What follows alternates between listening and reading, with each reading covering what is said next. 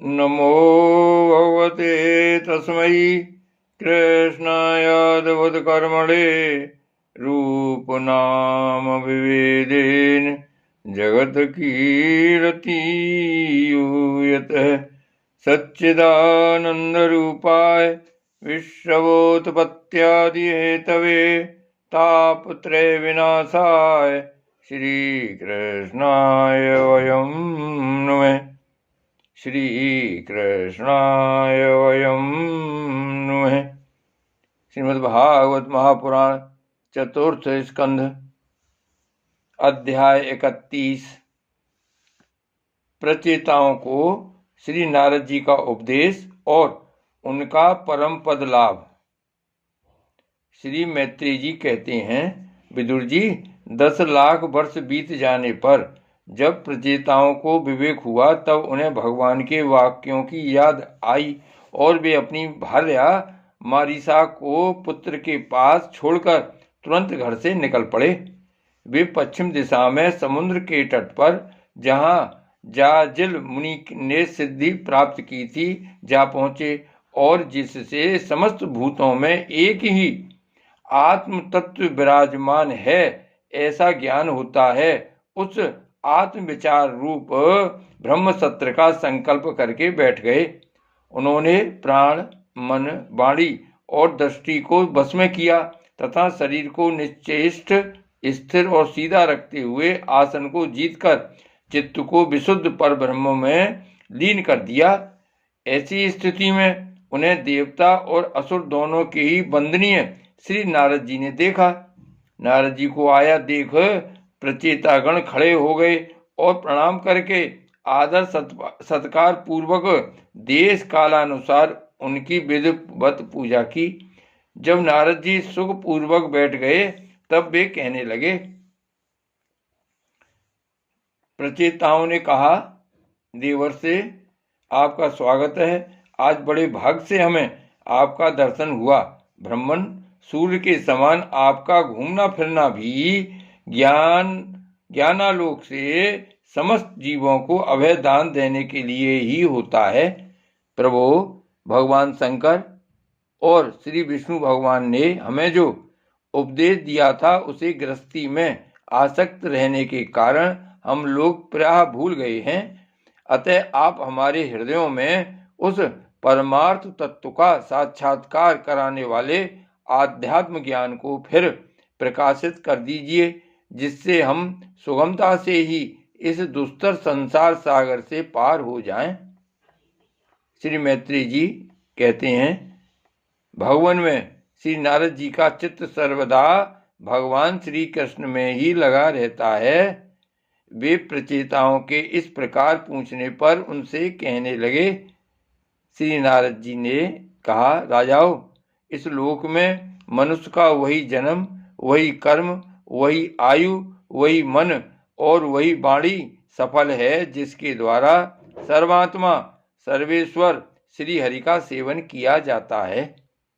जिनके द्वारा अपने स्वरूप का साक्षात्कार कराने वाले श्री हरि को प्राप्त न किया जाए, उन माता पिता की पवित्रता से, यज्ञोपवीत संस्कार से एवं यज्ञ दीक्षा से प्राप्त होने वाले उन 3 प्रकार के श्रेष्ठ जन्मों से, वेदोक्त कर्मों से, देवताओं के समान दीर्घ आयु से, शास्त्र ज्ञान से, तप से, वाणी की चतुराई से, अनेक प्रकार की बातें याद रखने की शक्ति से, तीव्र बुद्धि से, बल से, इंद्रियों की पटुता से, योग से, सांख्य, आत्मानात्मा विवेक से, संन्यास और वेदाध्ययन से तथा व्रत वैरागादि अन्य कल्याण साधनों से भी पुरुष का क्या लाभ है।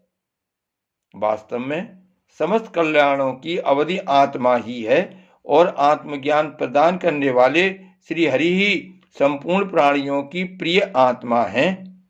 जिस प्रकार वृक्ष की जड़ सींचने से उसके तना, शाखा, उपशाखा आदि सभी का पोषण हो जाता है, और जैसे भोजन द्वारा प्राणों को तृप्त करने से समस्त इंद्रियां पुष्ट होती हैं, उसी प्रकार श्री भगवान की पूजा ही सबकी पूजा है।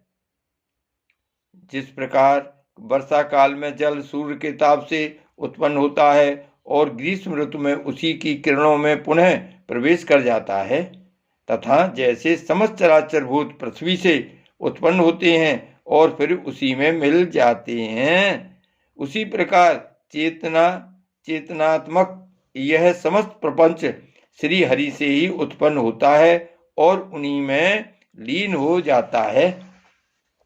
वस्तुतः यह विश्वात्मा श्री भगवान का वह शास्त्र प्रसिद्ध सर्वोपाधि रहित स्वरूप ही है।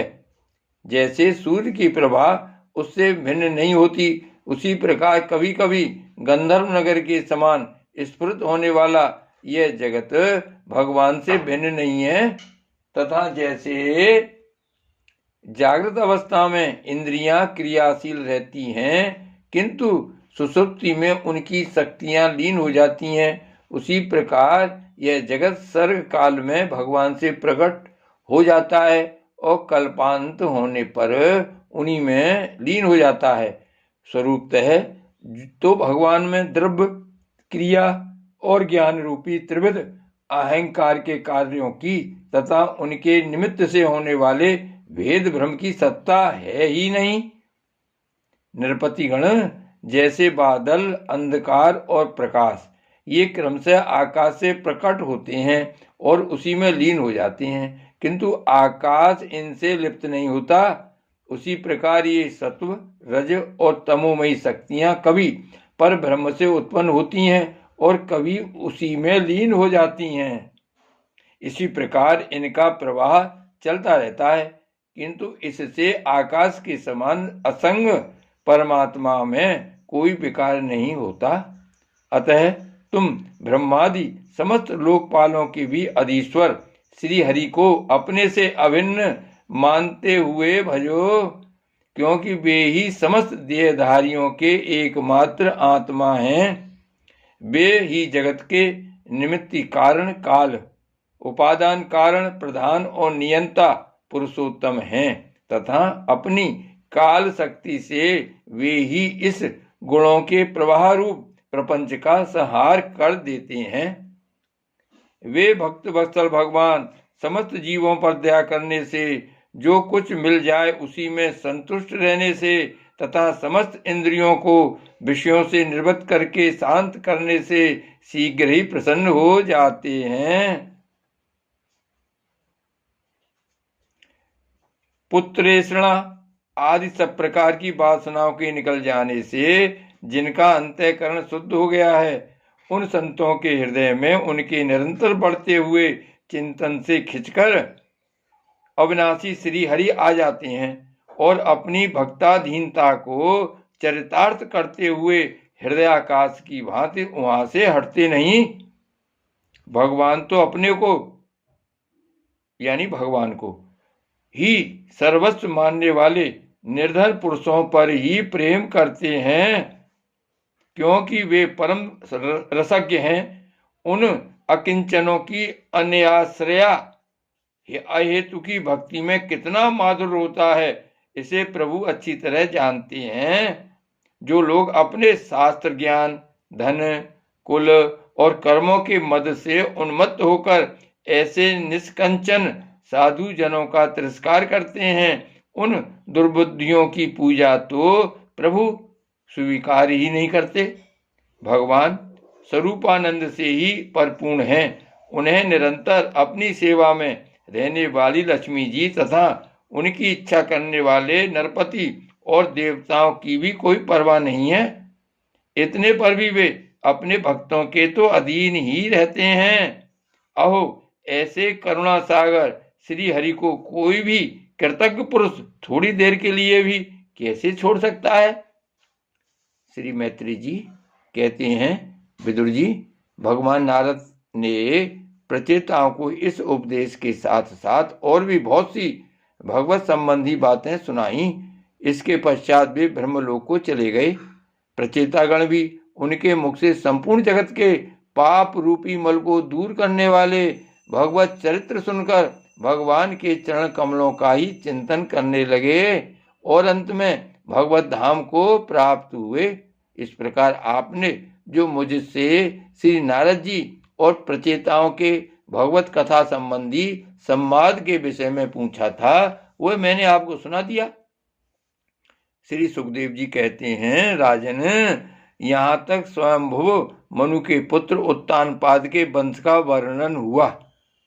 अब प्रियव्रत के वंश का विवरण भी सुनो। राजा प्रियव्रत ने श्री नारद जी से आत्मज्ञान का उपदेश पाकर भी राज्य भोग किया था तथा अंत में इस संपूर्ण पृथ्वी को अपने पुत्रों में बांटकर वे भगवान के परम धाम को प्राप्त हुए थे।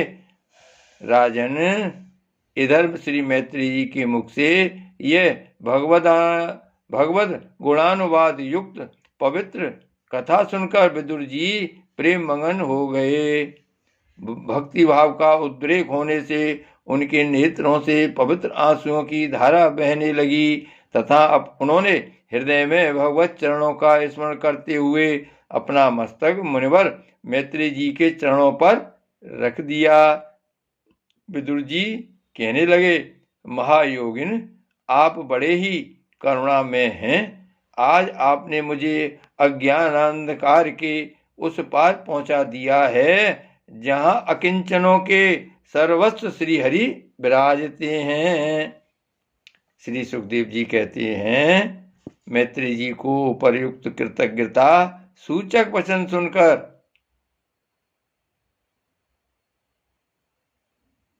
श्री सुखदेव जी कहते हैं, मैत्री जी को उपर्युक्त कृतज्ञता सूचक वचन कहकर तथा प्रणाम कर विदुर जी ने उनसे आज्ञा ली और फिर शांत चित्त होकर अपने बंधुजनों से मिलने के लिए वे हस्तिनापुर चले गए। राजन, जो पुरुष भगवान के शरणागत परम भागवत राजाओं का यह पवित्र चरित्र सुनेगा, उसे दीर्घ आयु, धन, सुयश, क्षेम, सद्गति और ऐश्वर्य की प्राप्ति होगी। श्रीमद्भागवत महापुराण की जय। श्री गोवर्धननाथ की जय। श्री वल्लभाधीश की जय। श्याम स्वरूप श्री हमने महारानी की जय। परम दयाल श्री गोसाई जी की जय। श्री गोकुलनाथ की जय। जय जय श्री गोकुलेश। जय जय श्री गोकुलेश।